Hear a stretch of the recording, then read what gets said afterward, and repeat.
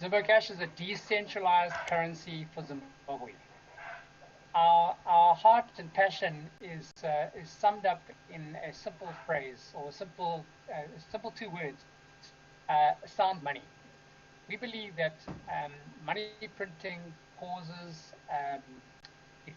poverty and causes economic pain for people, and the only way to solve that problem is to fix the supply of money. And in a nutshell, that's what sound money is. Sound money is both the money supply being fixed, able to make payments and save money with the trust in a system where they know that no one can take their money without them giving their private keys. All right, cool. So that in and of itself is interesting, but I'm sure I, for one, would love to understand what's the origin story. Like, when was it formed? What led you guys to believe that you can come up with a solution of this kind? What's the background? Yes, so great question. And there's a sort of fair amount of backstory to it. So I'm the author of a book called When Money Destroys Nations, and it's a book written in 2013 about Zimbabwe's first hyperinflation. And the goal of the book was to basically tell people stories of what happened in the first hyperinflation. People survived when fuel ran dry and stores went empty. And it was basically a study of what happens when countries print money, because what happened in Zim is actually applicable to countries around the world. That book opened a lot of doors, and it was a very interesting journey for me personally. But part of that was that I discovered a team of people, a community of people who are passionate about sound money, and who believe that sound money is a tool for people to be able to prosper in life. That community initially began to investigate whether there could be the possibility of a Bitcoin point of sale payment system in Zimbabwe, and those investigations continued to morph. And then in the beginning of 2018, one of our community approached one of the governmental leaders in Zimbabwe and said, what would happen if we were to create a ZimboCash platform. At the time, it was called ZimboCoin, and the idea was we would allocate it to all Zimbabweans, and put it on a blockchain, and fix it in supply, and put it on an exchange. And the response at the time was, look, who are you guys? It sounds very interesting, but who are you guys? Have you got a network? Have you got anything? And we didn't have anything. We just had some ideas. And also what was happening at the time was the Zimbabwe elections were coming up, and so there was no sort of ability to give us any policy certainty. So in a nutshell, the response from those leaders were, don't come back to us, we'll come back to you, we'll let you know when you need to be regulated, but continue to explore and it will be fine. So that was what we did. It was very encouraging engagement, and at the end of 2018, we started sign-ups on our system. It was a very simple system where people could actually sign up on a database, and that it started off relatively small, but it's grown and started to expand. And 3 months ago, so that's almost a year and a half later, we created our ZASH blockchain, and we fixed the total supply of ZASH, and there's 4.5 billion ZASH, and then we listed it on an exchange. I think just to say, our goal has always been that we want to see a network of people in Zimbabwe making transactions using ZASH with reference to a market price. We don't really want to have a situation where everyone's trying to cash out, get dollars, and then use the dollars to make payment and trade. Actually, we're trying to create an ecosystem where people can make payments in day to day. trade. Okay, so that last point is really interesting because most of the flyers I was seeing initially after you launched the peer-to-peer platform, most people were saying get your sign up, get 3025 dash, which is equivalent to 10 USD, and there was a lot of conversation around it with the draw. But I think we'll get to touch on that in a bit. At the moment, you did mention something very interesting when you said there are four, how many Zash in circulation? 4.5 billion. 4.5 billion Zash. Yeah, so what? And they're fixed in supply. It's basically what we're doing is we're using blockchain technology to fix the supply of Zash. You see, the benefit of blockchain technology is that no one can change the supply of Zash, not even us. Once it's been created, no one has access to change the number of tokens on that blockchain. So it's fixed and make payments between themselves. So maybe more to my question was, what informed the number 4.5 billion? Oh, look, we did lots of calculations. Yeah. And at the end of the day, we need to have sufficient number, yet too many that we don't allocate it to everyone. And we've done some basic plans. The way our allocations work, it started off that in the beginning 100,000 Zash, and every 3 months the amount's allocated half. So if you sign up 3 months later, you only get half of that. So it went from 100,000 to 50,000, then 50,000 to 25, and so on and so forth. And so we've done a sort of a calculation on this curve, and there's early adopters and then there's late adopters. So what you get is there are a few people signing up, and then a lot of people signing up over time. So you get this interesting dynamic where the amounts that are getting allocated for the people subscribing increase. So we've made some simplifying assumptions, and we've made some estimations, and our estimations have been pretty much for an approximation of 7 million Zimbabweans getting ZimboCash, and based on that, it was about 4.5 billion tokens in total.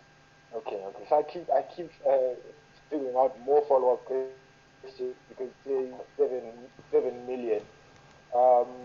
What informs 7 million? And because our population is around maybe 14 to 16 million, are you assuming that as the adult population, or what informs that? Yeah, it's a great question, and we've had extensive discussions between the various people in the community.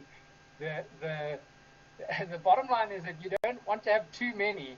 If you're allocating, let's just say we allocated for 30 million people. Yeah. Well, then there's not enough people. There's too many people being allocated, and so we're going to end up not having allocated everything, and that's a problem for us.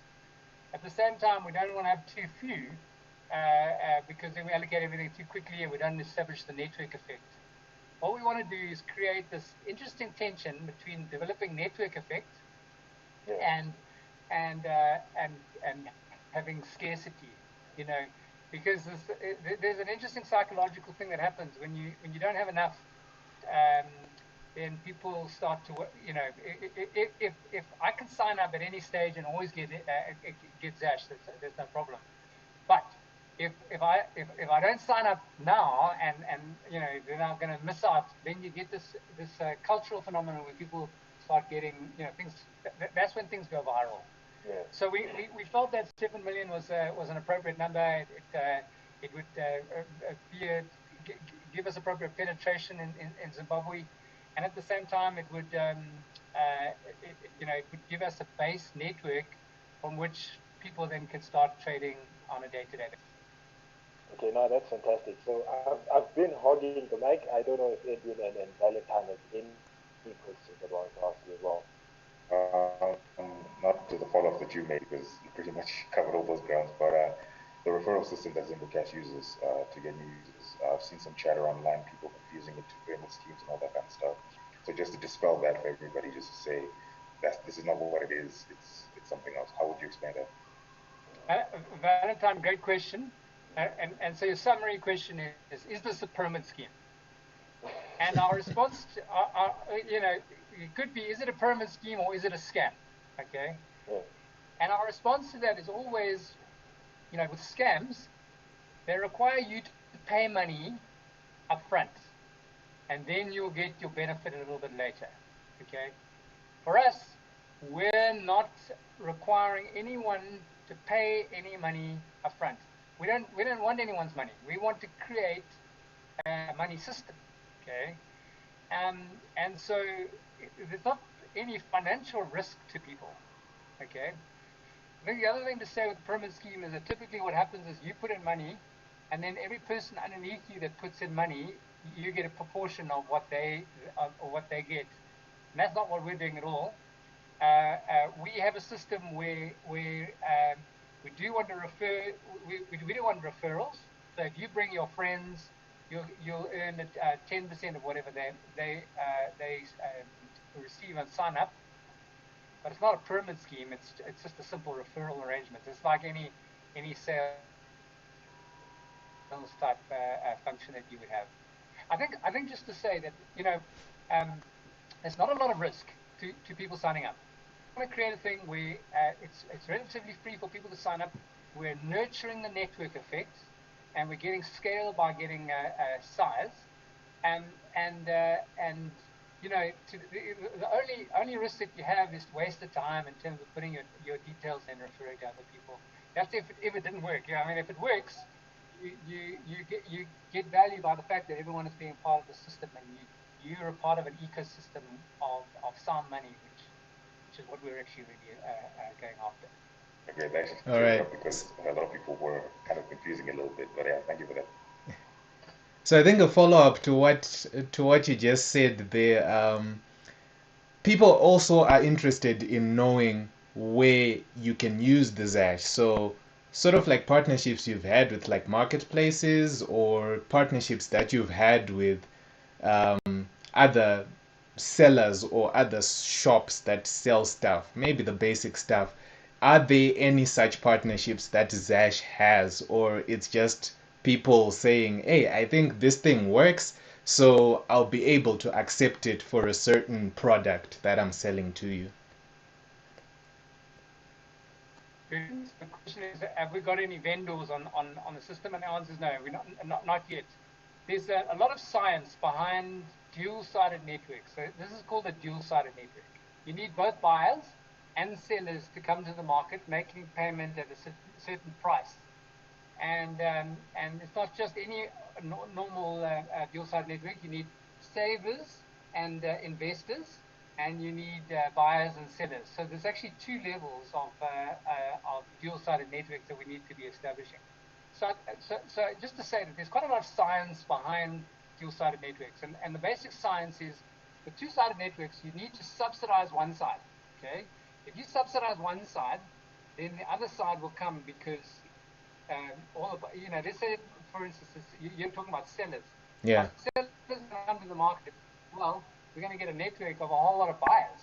Okay, and there's a market price, and they actually have a token that's visible in trade. That attracts sellers into the market. We went live for a week, as I mentioned, and what was interesting for us is that organically, none of the people in our core team tried to facilitate Zash markets, but suddenly, organically, all of these vendors came. And they started pricing their goods and services in Zash, and unfortunately we had to take the system down. But it happened all very organically, and so I think the thing to say is that we need to both put energy and effort into building relationships appropriately, but the second thing is we need to make the ecosystem. We need to create an ecosystem where sellers actually want to come, and it makes sense for them because it facilitates trade in what they're looking to do. Okay, so something interesting I picked up is you're essentially betting on first getting the people who have the currency onto the platform, and then sellers follow first. uh, hints of a chicken and egg problem there, in that maybe the people with the currency might not wait. For instance, I sign up today, right? I get 3,025 Zash or whatever amount I get, and then at the moment I sign up, there are no services, and then I go away. I don't know that the network is growing and whatnot and whatnot. How do you solve that problem in itself? Because someone has taken the amount you are allotting and they've gone away. They don't know that the network has grown in their absence. I get you. So it's certainly a part of learning how to scale a business, and this is something that the whole team has been, working on. We've been working on this for 2 years. We've been kind of getting sign-ups for 2 years of people who have bought into the vision, and they've been waiting. They've been very patient. They've been waiting for us to deliver, and we've just sort of organically been delivering various levels of services. And ultimately, with the space where people can log in like an online bank account, make payments, like they can see their balances, and this is what we've got. Um, and so your question is, how do you keep that network alive while you're developing the system? And it's certainly something that we're working on. But we've got 145,000 users. We've got contact details, so we've got their cell phone details and their email details, and our whole thing is to kind of build the launch methodology. So launch methodology is you go quiet, and then you have a moment where you've actually got something tangible to give to people, and then you have a big splash, and people know. You send them SMS and emails, and you say, guys, sign up. You can actually start making transactions, and it's good to go. I must just say one other thing. Is that when we went live with our system, so we first created the blockchain, the token. Then we went onto an exchange. And the hard thing was then to take the blockchain token and create this online profile where people can log in and actually see their balances, make payments with one another. And we tested that system extensively. And every time we tested it, there was different things that we picked up that we needed to work on. And so we made the decision, look, we don't know how viral this is going to go. We're going to just do a soft launch. Now, soft launch is where you don't tell anyone that you launch. You just go very quietly into the market and you launch. And within a day, we'd done 1,000 transactions on the blockchain. A week later, we'd done 93,000 transactions. Okay, it blew us away. We had no idea that we were going to do go that viral that quickly.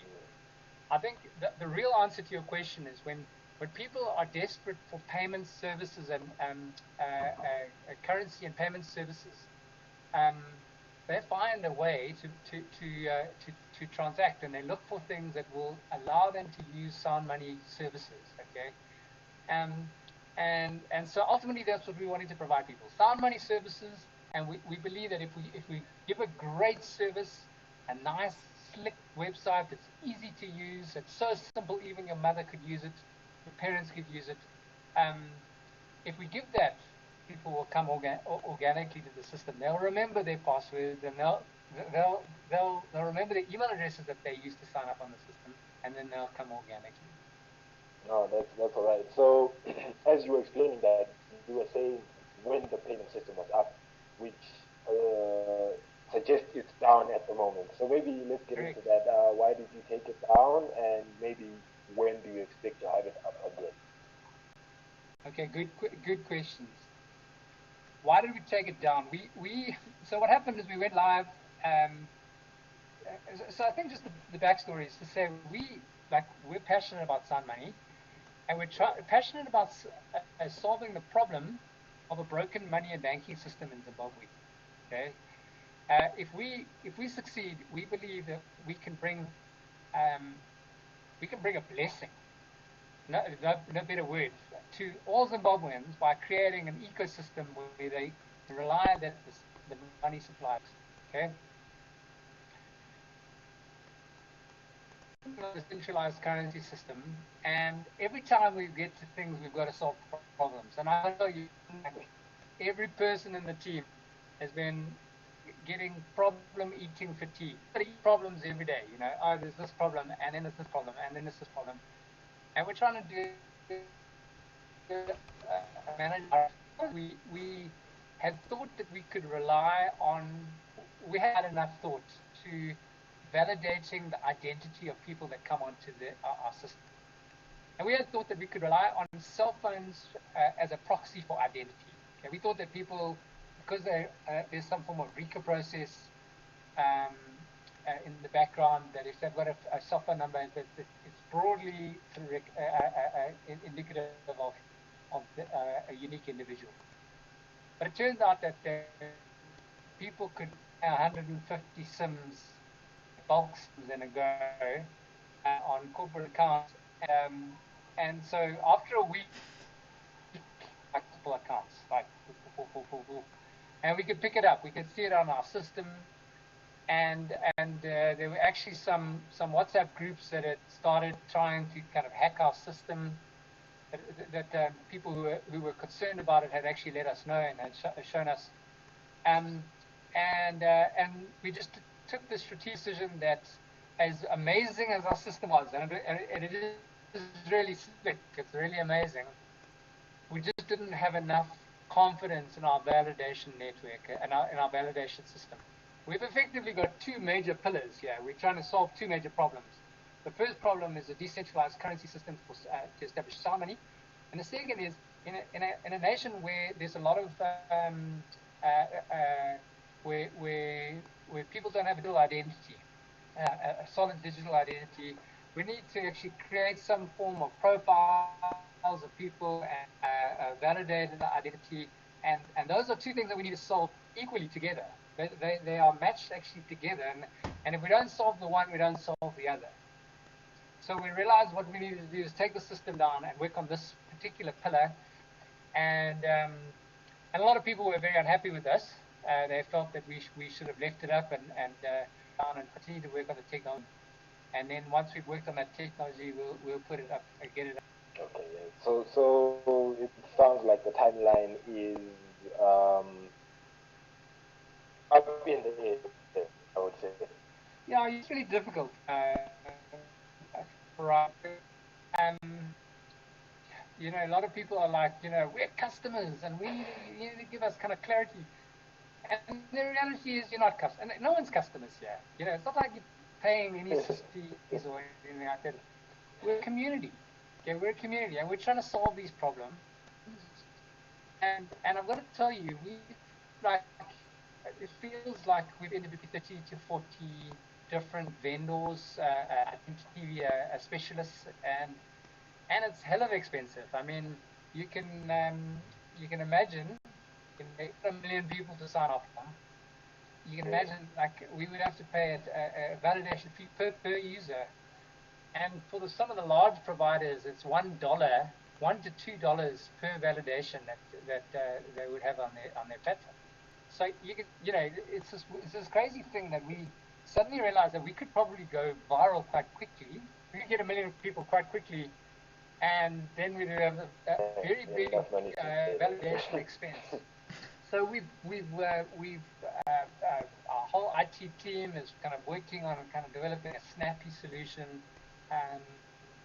We're trying to be as innovative as we can, solve the problems. Like so we restrict. I mean, there's three basic pillars. Without going into too much detail, you know, you get your golden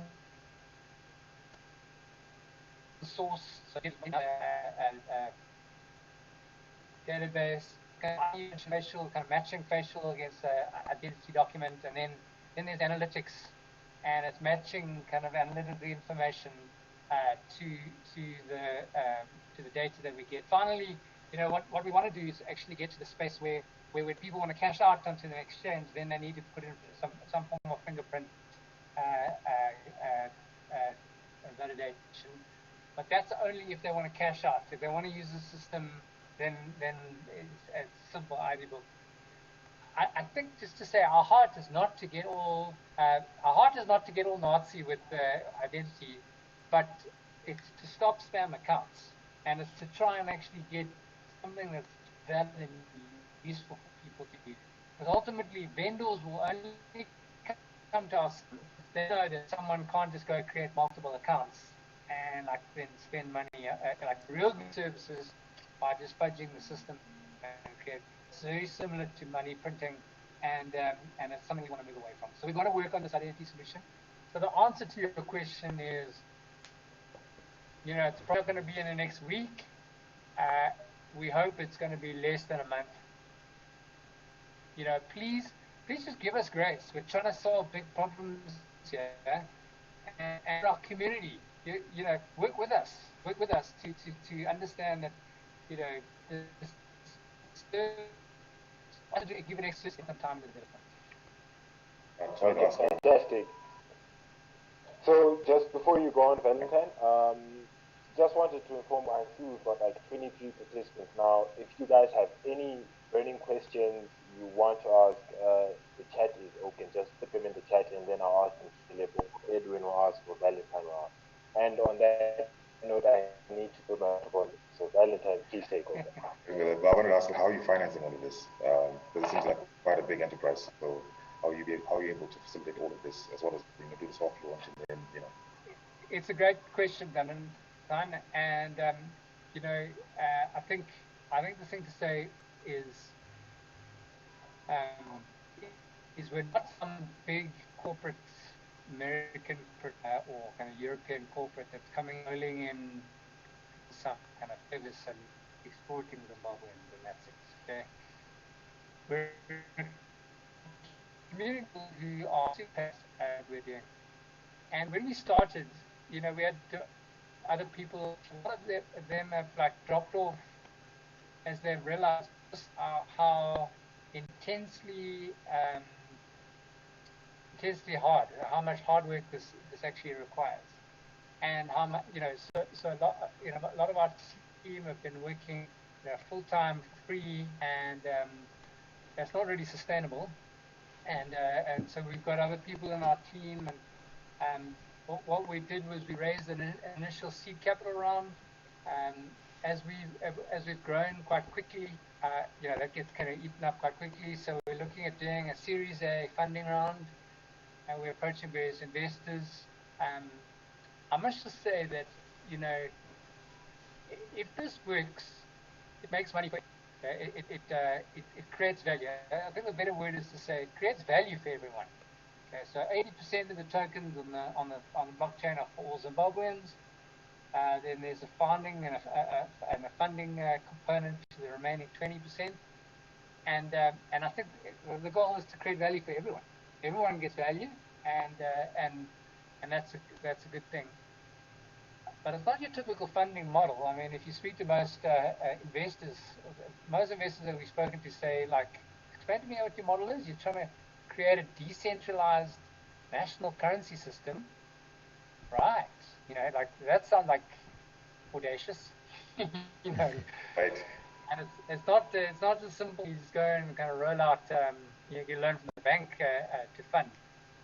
But we're looking for funders, and our previous funders, basically they came in and they gave us a lot less than what we were looking for, and they said to us, look, the reason we're giving you this money is not because we can see that this is a better business opportunity than anything else. Although that's always a factor in talking to funders. Their heart was to see they wanted to be part of a solution that actually can bring hope to an entire nation and bring hope to people. And that's sort of certainly what the team's heart and passion is: bring hope to people and actually bring solutions that can bring a blessing to people and benefit to people. So I'm giving a long answer to the thing to say, look, it's not your typical business solution, truly raising capital, but as we've kind of launched this next system and actually proved that we've got an exchange price and actually an online kind of wallet system that you can use. Now people are getting a lot more interested in that, and we're looking at doing that second round of capital raising to So how did you make money from it? Because you went into this, first of all, trying to bring a decentralized currency. But on your end and your team, what's the upshot for you guys? So how do we make money? So certainly there's the pre kind of successful and post successful.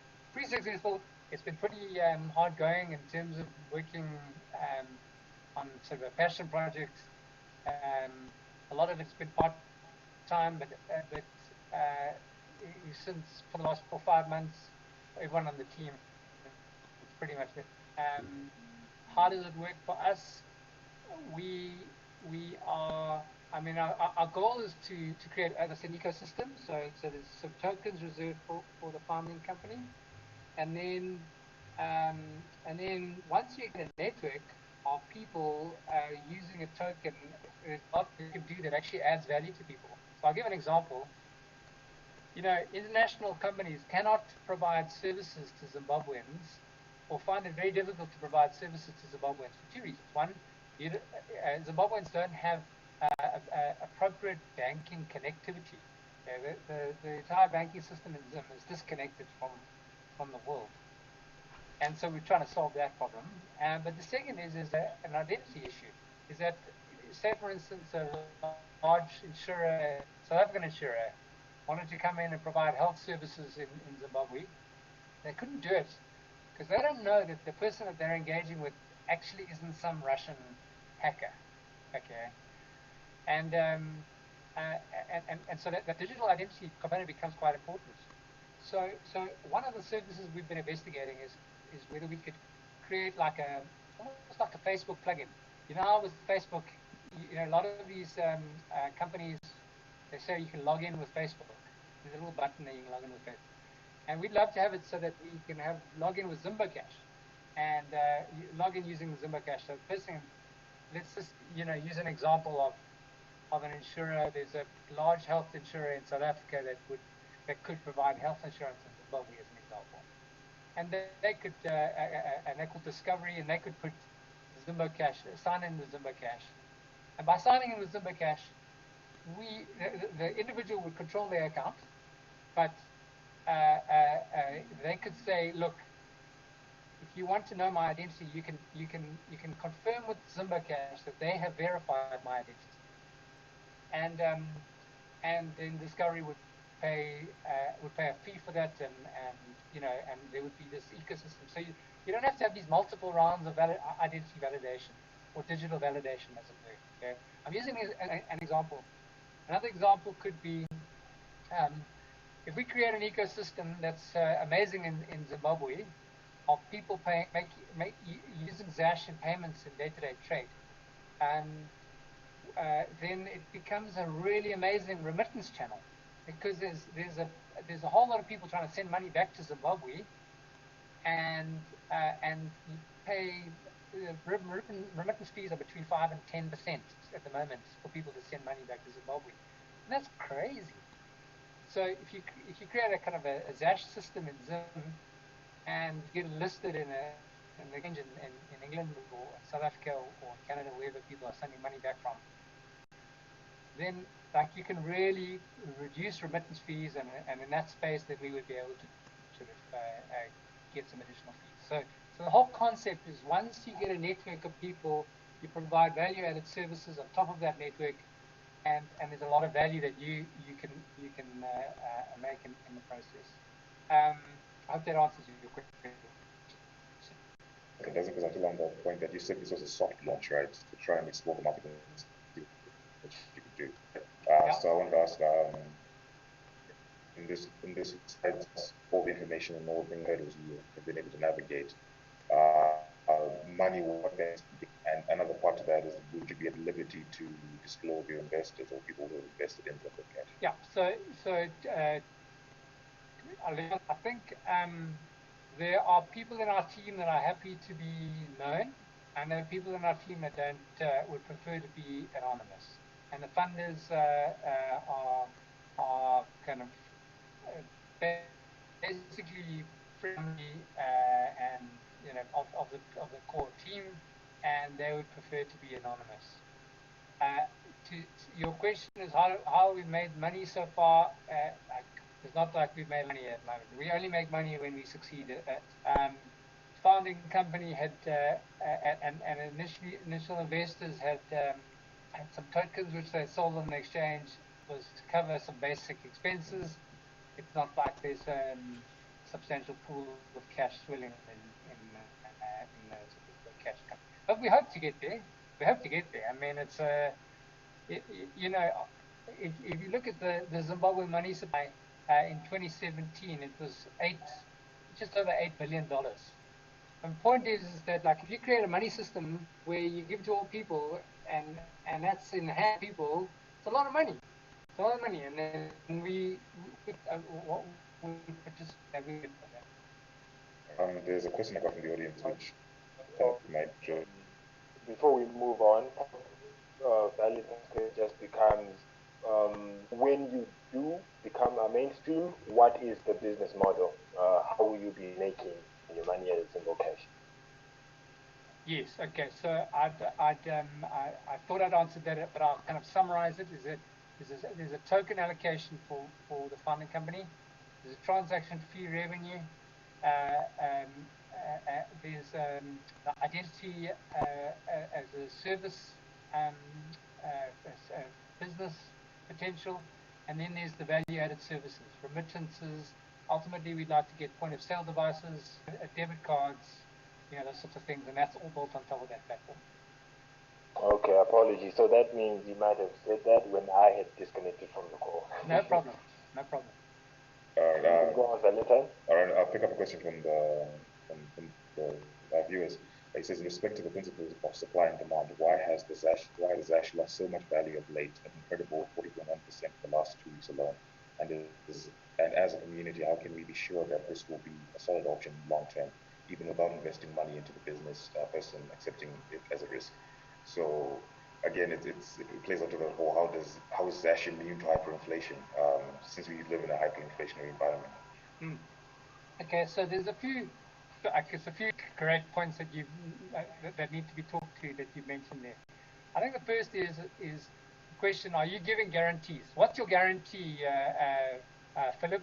What's your guarantee, ZimboCash team? Are you giving? Why should we get involved?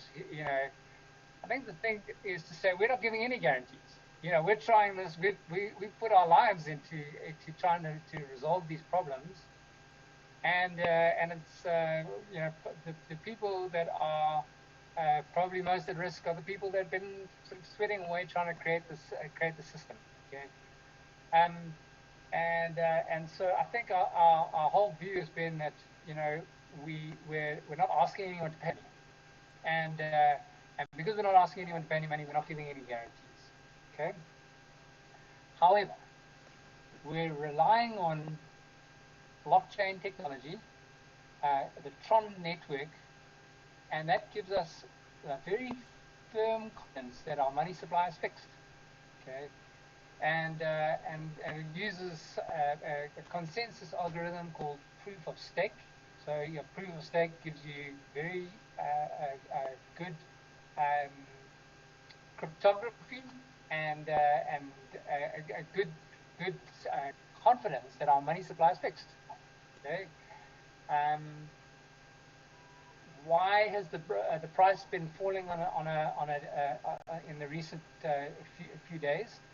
We actually don't follow the price every day. That's not what we're trying to do. We're not trying to create we're not trying to pump the price. What we're trying to do is create a long-term ecosystem, and right now our system is down. What I can say is that if you follow carefully, what you've had in the market is an Ethereum pump, and you've had a Bitcoin pump. And what typically that actually means is that people on the exchange will liquidate their investments in alternative currencies, altcoins, and they'll move it into Bitcoin and into Ethereum. And so that's what we've seen in the last few days. but we believe that there's a lot of value that gets gained when people start transacting, and really, I mean, if you are Zimbabwean, ask why should I get involved, the answer is for us, in our minds, the answer is because you've got no risk. It's only an upside potential for you, and so it's your value is by just growing the community. Um,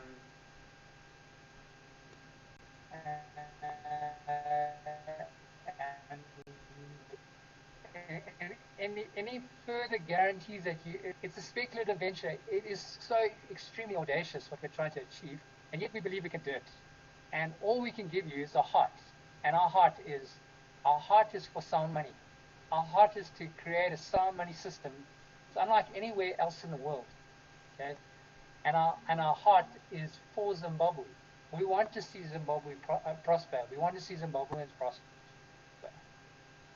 Just to go on to that, it's the whole decline. You said you wouldn't be looking at the numbers, day to day, right? I was going to say on a confidence level, like Zimbabweans are skittish. We're all skittish that something as speculative as this, we want to invest or to put money in something that has some assurances. So we get your core values, but we just want to, how do you dissuade people who then, see the value going down and saying, is this worth it? Isn't it worth it? I got you. So I think the thing to say is that let's just kind of look at different scenarios.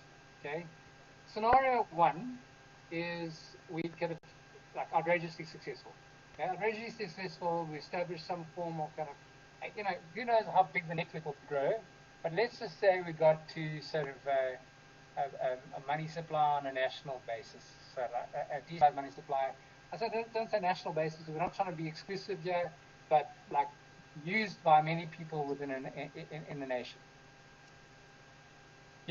What's the market capitalization? What's the total value of that money supply? What could it be? And we've looked at different metrics. I mean, if you look at Kenya, the total money supply is $15 billion. Okay. South Africa, the total supply is somewhere in the region, it's about $100 billion. Okay. Now, if you look at total market cap or money supply of the ZASH token currently, it's somewhere in the region of $2 to $4 million. Okay. So the point is, okay, we're at an early start. We're at an early stage, completely, and we're trying to create there's not a lot of work that we need to get from there to there. But if we get from there to there, that means the value, the market cap has gone from say $2 to $4 million to multiple billions of dollars. Okay, and that's something that we would participate in. And you would participate in. I mean, everyone would participate in that. In that, as part of the whole network effect. Your question is, what's in it for me? Why would anyone sign in?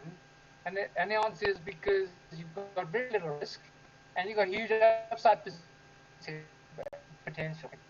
And so I hope that attracts people. I think the other thing to say is that every 3 months the amount of ZimboCash that is being allocated to people halves. Okay, so if you want to take your time to think about whether you want to be involved, you might just lose out by getting half of the ZASH that you would get, at the end, than you would have if you signed up now.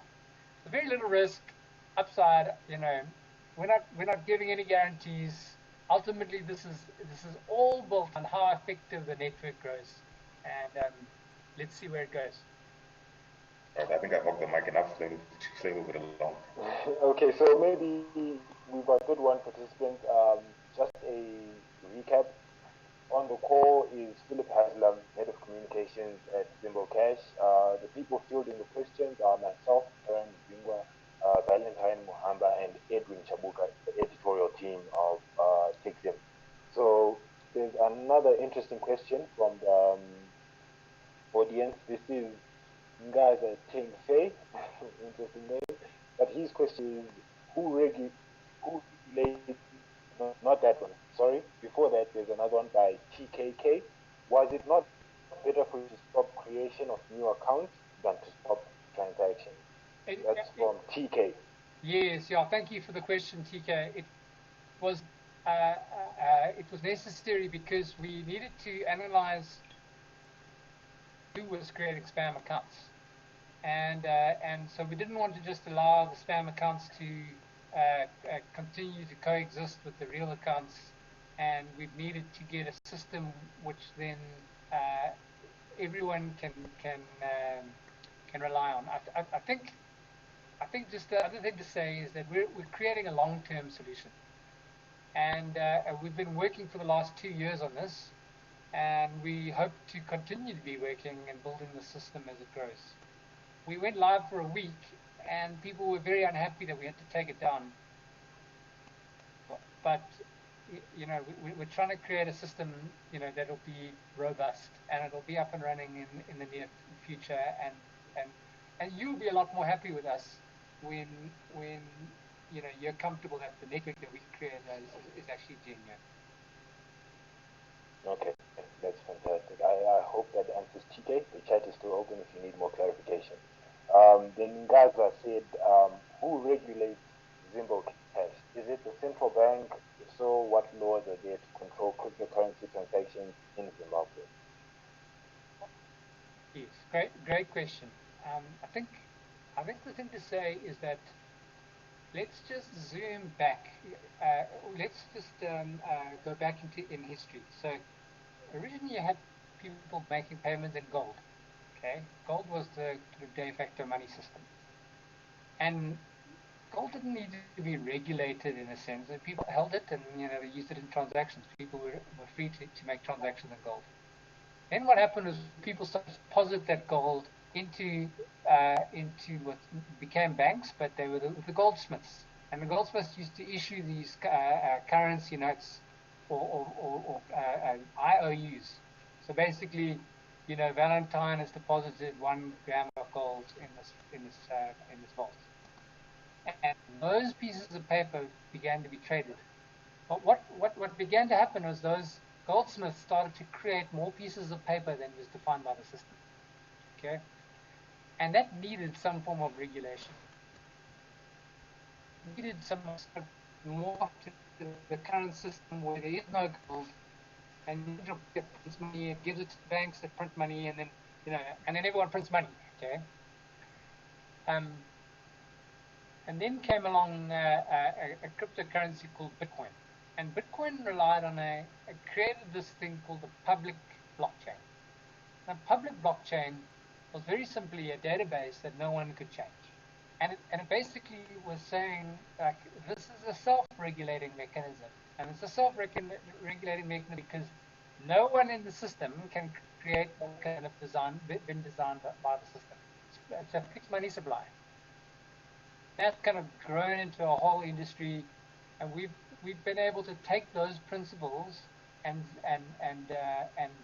based on the ecosystem of a self-regulating blockchain that we can't control, we can fix the supply of money, and it ultimately doesn't need the same sort of regulation as people that are printing money and kind of taking deposits and then you know, taking people's deposits and stealing it, and you know those sorts of things.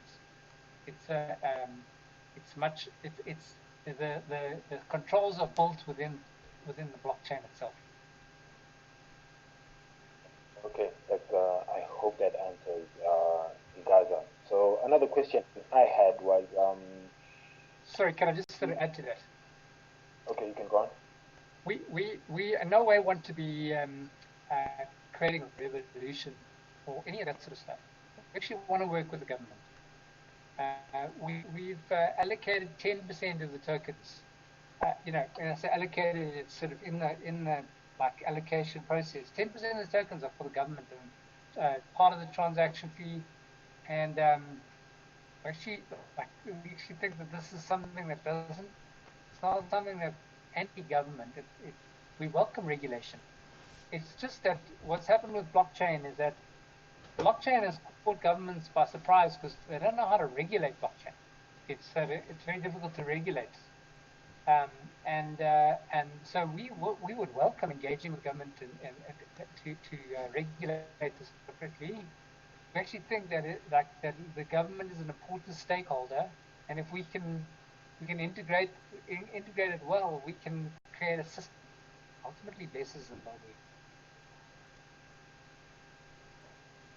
Okay, that's all right.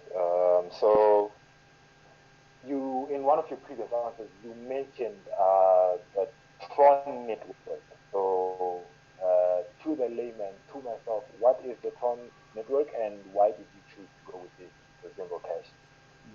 It's a great question. So think of blockchain like the first computer. Bitcoin was like the first computer, and blockchain is like the computer revolution. You know, no one would use the first computer that they had. It was sort of old and clunky. Didn't work. You know, it had some crazy interfaces, and it was only for computer geeks of the 1960s and 70s and 80s. But the computer revolution is just accelerated, and so your computers are much faster, much easier to use, much cheaper, you know, all of that.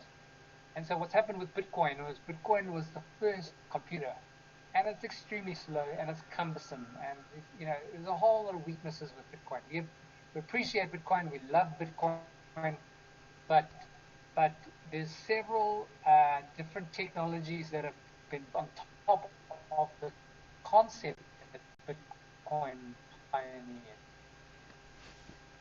And one of those is the Bitcoin network blockchain. Then it was the Ethereum blockchain. Then then you got the Tron blockchain. And the Tron blockchain is super fast. Can do 2,000 to 4,000 transactions a second. So it can handle the transaction load of microtransactions on a nation for a nation. It's super fast. It's super cheap. In fact, everyone who creates an account gets on our system gets 8 free transactions a day. Okay, it's scalable, so it's not just fast for a few people. It can be fast for an entire nation.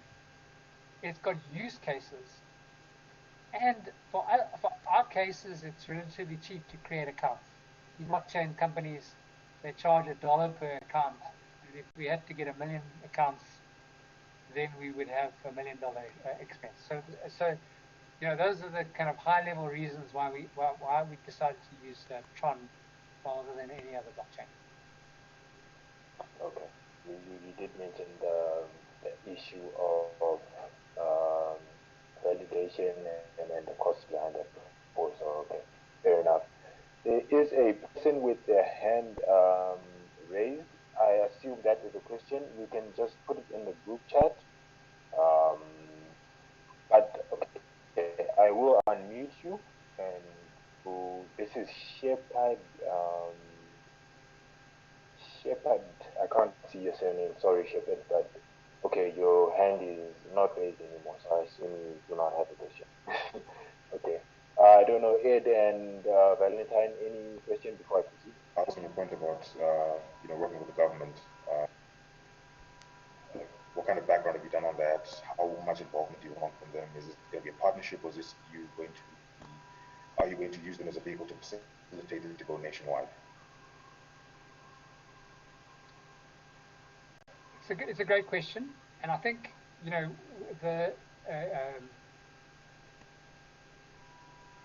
let me highlight a few basic principles. We want to work with the government.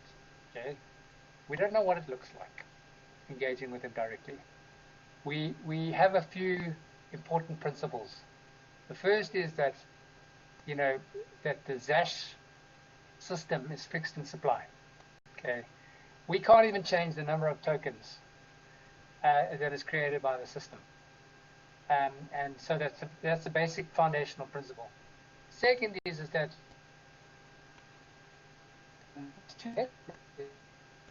there's the layer, but at the blockchain layer, no one should be able to take one's money without them actually giving their private keys. Okay, and there's a dynamic where the wallet infrastructure holds those private keys, But the point is that there's appropriate security and controls on people's private keys. Within that framework, we understand that the government will need certain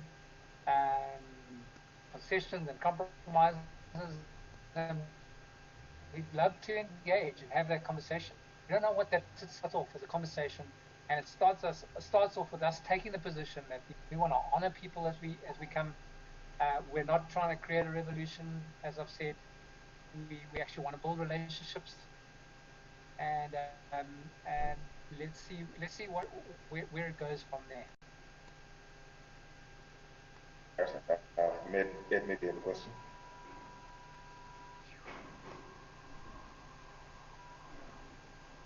So before we actually got into the meeting, there were a number of questions that had been surfaced, and a popular question was, do you plan to give ZimboCash users their private keys at some point, and will you allow them to use other Tron wallets? That popped up a couple of times. It's a great question. It's a great question, and I'll answer it. So this comes to this dual layer. So people engage through the wallet infrastructure, and they make a payment, and the payment goes down to the blockchain. Okay, but the payment happens at the wallet infrastructure level. Now, if we gave everyone their private keys, what they will do, and we can be quite clear that they will, everyone, and this has happened and it has happened elsewhere in other countries, is that the first thing they'll do is go to the exchange and try and sell it for dollars or for Bitcoin. Okay, and everyone will come and dump it, and the price will crash, and there'll be no value. Okay, so what we believe firmly is that it is in a network. It's like WhatsApp. Okay, when someone comes to, let's just say there was one person in the WhatsApp network, no value. Then another person in the WhatsApp network, they can make WhatsApps to one another. It's pretty additional person that joins the network, adds value to everyone in the network. Okay, and it's identical with our system. Okay, so what we're trying to do is create this network effect of people making payments to one another and pricing things in day-to-day trade with reference to a market price, and then we'll begin to lift the restrictions on people being able to take their private keys and sell on the exchange. Okay, so I think the thing just to say is that, like, we do want to create a system where people can have their own private keys, but we've got to manage it very carefully. The first little while, we just need to see transactions between people peer-to-peer first, and only when that's happening can we consider allowing people to have their private keys. Our long-term goal is two things. One, we want to see people transacting between themselves with reference to a market price. And two, we want people to be able to import goods from China. Okay, let's say you're buying toilet seats. Okay, so it's called as liquidity. The first one needs a market price. The second one needs a liquid market price. Okay, where there's a lot of buyers and sellers in the market, and that takes a lot of time to develop. And we just want to make sure that we move gently from there to there. But once we get there, once we allow people to cash out, then we get to a very powerful position in the world, because there are no other currency. Was in its first hyperinflation. The US dollar was relatively strong, but since then, things have like deteriorated a lot. And in the last sort of few months, you've got the United States. They printed $10 trillion. Can you believe it? England printing money hand over fist. Eurozone printing money. China printing money. Japan printing quadrillions of yen every year. And the point is that in a world where people are printing money, we can create a sound money system in Zimbabwe, and it could attract a lot of international attention. but it takes time. And so just coming back to the private key question, just give us time to see this network actually developing, and we'll slowly lift those exchange controls, as it were. The restrictions are set on next. Okay, so in regards to stealing, we don't want to use the term financial inclusion because that's kind of a buzzword, but that is what comes to mind. Right now, if I want to transact, let's say the platform was up, for instance, and I wanted to send Valentine's money, I would have to go online. So if we are saying we want Dash to be a viable alternative nationally, I assume that at some point it might have to be available offline. What's your view on that? And if yes, what steps are you taking to make that a reality? Sure. Okay. So it's a good question, and I think the thing to say is that, you know, when you eat elephants, okay, and the answer is one bite at a time, and with great indigestion. Okay. We're trying to just take bite-sized chunks. And so the first is it's connected to a blockchain that has an exchange price and gets people access to the internet. The implication that you can have on your smart device. Not all people are going to have smart devices from having an internet, a wallet to an app wallet. And then we've been in discussions with various cellular providers for USSD codes. But that's a sensitive, you know, it's in a fairly regulated industry. We need to have conversation around that. But USSD codes would be an important step. And then, you know, I'll tell you what our kind of audacious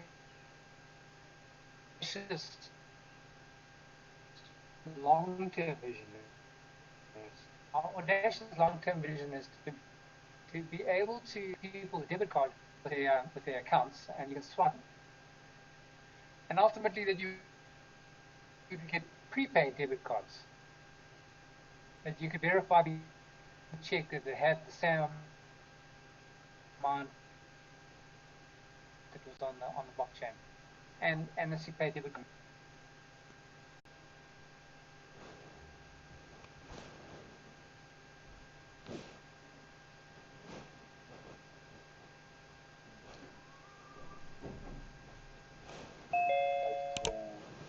Replace the Zimba, which a lot of people in the ZimboCash community cry foul and said, no, that's not the thing. And then, rightfully so, you had mentioned, you had used the word an alternative. So, as maybe one of the last questions, when you say ZimboCash is an alternative, what do you envision when you see it working side by side with the Zimbabwean currency, and best case scenario where you have achieved the scale that you wish to achieve? You asked that as the last question, you know, with 5 minutes to go. Is 5 minutes not enough? Yeah, so let me sort of touch on some high level points. I think, you know, we don't know where it's going to go. Yeah. And I think what we're saying is that we're not trying to create a revolution, as I've said, and just emphasizing that. You know, we believe that there's a whole lot of value that can be created for Zimbabweans, and that's a really good thing, actually. So that's the first thing. You know, I think the second thing is, you know, we hope to talk to this as time goes on, but you know, my background is I'm an economist, and I've studied money printing systems. You know, money printing systems happen in money printing environments happen a lot. So simple just to print a lot of money. And obviously what happens when you print money is you depreciate your currency. And that begins to accelerate, and then you get more depreciation of currency, more money printing, And that ultimately leads to a time where you can't print any more money because it's depreciated to the point where it's no longer used in day-to-day circulation. We don't make that. We're not trying to force that to happen. We have no interest in that happening. Is that that's a really painful process, very, very painful process. And our we will if that is an eventuality that begins to happen, we will be engaging further and further into like what do the steps actually look like to actually create a system where people aren't deeply impoverished in that space. The future's uncertain. We're not sort of having any clear kind of direction on what the future will look like. I think our heart is just to say that, you know, there is not one country in the world where you'd be able to establish a sound money system except for Zimbabwe. Zimbabwe is the only country in the world where you'd be able to, trust me when I say this. I've studied it all around the world, and you will not be able to establish a sound money system anywhere else in the world. You have to expand on that a bit. That'll be Yeah. interesting. Okay, so South African rand. In the last month or so, they've printed 10 billion rand. Every single country is printing money on a large scale, and the thing is that, you know, what's happened in Zim is that there was first hyperinflation that took about 10 years from the start of the first money printing, from 1997 to 2008, so 10, 11, 12 years. And during that time, you had a sort of extremely weak currency and banking system. And then post hyperinflation, you had an extremely weak currency and banking system. So that's been about 20, 25 years of extreme weakness in the currency and banking system. And so people are very open to an alternative. And you know, it's just the way the money system is in Zimbabwe right now it's just completely different to any other country they have around the world. Like, trust me when I say that, like, it really is the only country in the world to be able to establish a sound money system. Like, we believe that, you know, so in Zim there's a whole lot of money printing happening right now. Countries are only this process that happened 20 years ago. Okay, so from all these other countries flying into some money country. You know what always happens? This is the way it works in economics. Is people move from weak currencies to strong currencies. Okay, so in the first hyperinflation, you had everyone moving out of Zimbabwe. Not everyone, about a quarter of the population moving out of Zimbabwe to various countries, to South Africa and France. And you had everyone moving out of South Africa because they've got a weak currency to England and to, you know, these other countries. People migrate naturally towards sound money systems. Okay. And the other thing that migrates naturally towards sound money systems is capital. You'll take your money out of a place where they're printing money on a large scale, and you'll move it towards a country where people, where there's relative soundness to the currency. So our belief, our hope, our dream is that we could completely reverse this whole migration flow and completely reverse this whole capital flow so that Zimbabwe becomes a sound money country. Okay? And how does it work practically? Well, we need to have conversations. We need to deliver on the technology. Geez, we hope that we actually can deliver a service that actually works.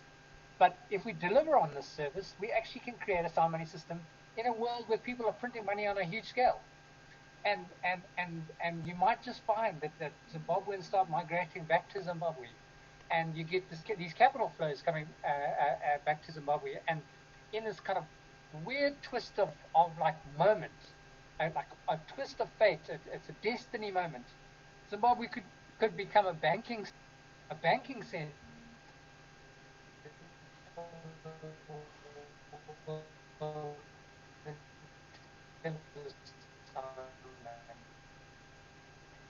It sounds so audacious. From an economic lens, this is what we could achieve in the country. So to kind of close on those thoughts, it's audacious, but if we see, we create history, and we feel like we're in a moment in history where we feel like we're creating history in a way that it's pulling a rabbit out the hat for an entire nation. We succeed. A lot of things against us. We've had a lot of people criticizing us, and we're trying as hard as we possibly can. But the movement is growing, and we really can do it. Oh, fantastic. Thanks so much for giving us your time. Thanks, Valentine, Edwin, and the rest of the team providing the statement.